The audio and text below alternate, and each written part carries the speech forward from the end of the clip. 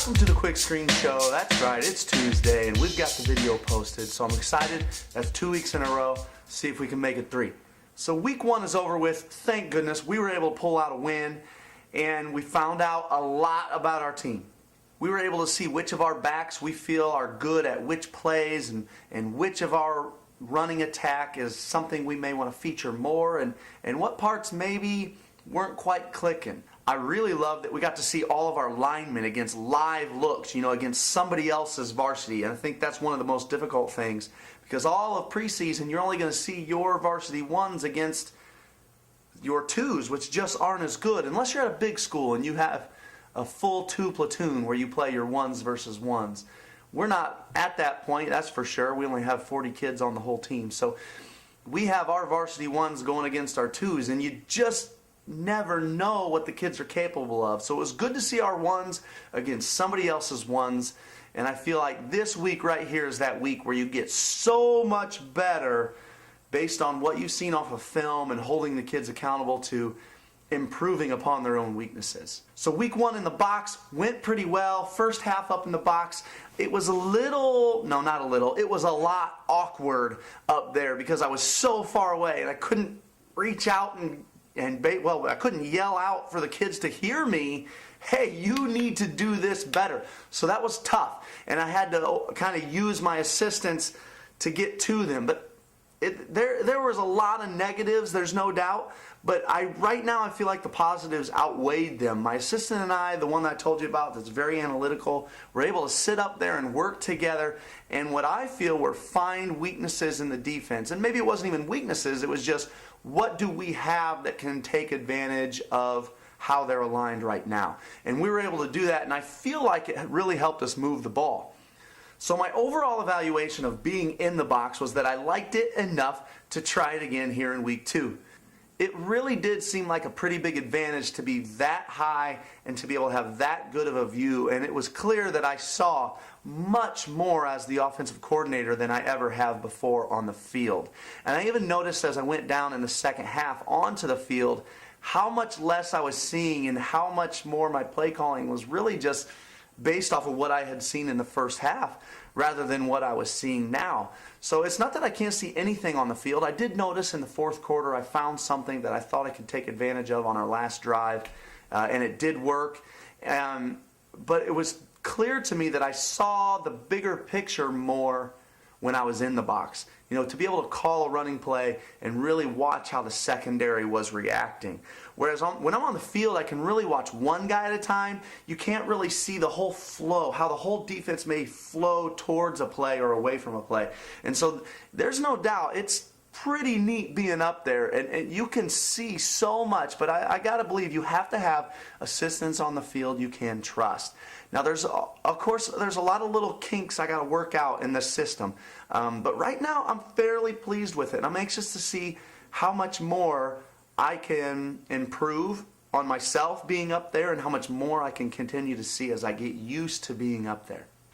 So this year is a unique year for us. We really have a very, very inexperienced offensive line. We're starting 3 sophomores. We have a 4th we're getting ready that we'd like to get starting soon. And our 5th guy is a junior. Now only one of those guys really, I feel, has varsity strength, and it's that junior. He's probably the strongest kid in our program. But the other 4, they're sophomores. And really, to an extent, once in a while you do get that freak sophomore who's ridiculously strong. But these sophomores are normal sophomores, good size. They have varsity size to play on the offensive line, but they don't have varsity strength right now. And so it really brought up this debate. I have a buddy of mine that coaches, and he's always said, I would much rather have fantastic offensive linemen, just big, strong, varsity stud senior offensive linemen rather than stud skill players. And I've always said I would rather have stud skill players and an inexperienced offensive line. And really that's what I have right now. And it's not that my offensive line can't be good. I think maybe they could be, but they're extremely inexperienced and young, whereas my backfield is, I'd have to say, we have some studs. We've got great speed, great skill. They really do fantastic things with the ball, and a great quarterback, and an inexperienced offensive line. So me and my buddy are completely on the opposite ends of the spectrum here. I would rather have 3 or 4 stud skill players, and he'd rather have 3 or 4 stud offensive linemen. How about you? That's this week's forum question of the week. What would you rather have and why? I would rather have skill players because in my experience, I have watched 2 or 3 stud skill players, and I'm not talking just good, super stud skill players, really take over and win games. And I feel like there are things you can do with your offensive line to simplify and to take advantage of their strengths and weaknesses. I feel like you can just do more with the stud skill players. And here's the last reason why I believe you can do more with a stud skill player is those stud skill players are stud defenders. They pick balls off and they return them for 6 points. They make plays. They chase people down. They just do more in the total realm of the football game than a stud offensive lineman. Now, I'm not saying I wouldn't rather have both. I would rather have both. Studs on both. But if you had to pick one or the other, what would you pick? So that's the forum question. Log in. Get on there, forums. If you don't have a login, contact me. You know how to get one. Shoot me an email. coachallboutchiefpigskin.com. Let me know your opinion. And at long last, it's time for some college football. I love college football. Now, NFL is coming too, and that's great and all, but I'm really not that into it. College football, my goodness, I get really excited. And this week, there's a lot of hype about the Alabama-Michigan game.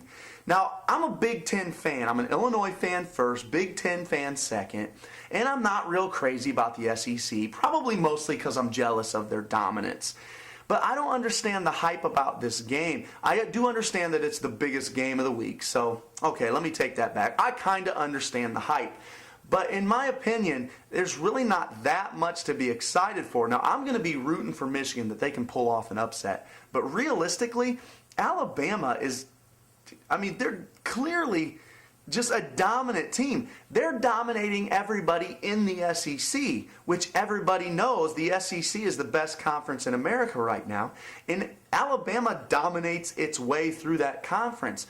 So they just dominated their way through a national title game less than a year ago. So I don't see any reason why they wouldn't come out. I expect them to come out and dominate Michigan. Now, Michigan's program, I feel, is rebounding, but they're nowhere close to where Alabama's program is right now.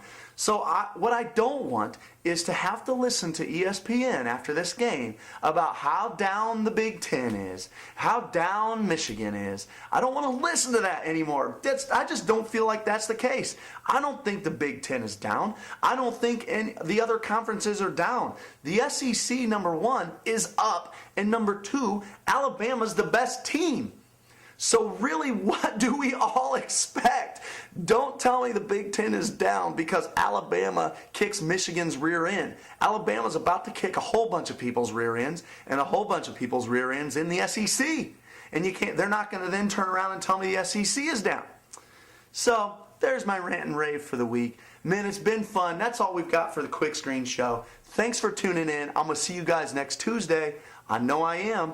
Good luck in week 2, and until then, coach 'em up.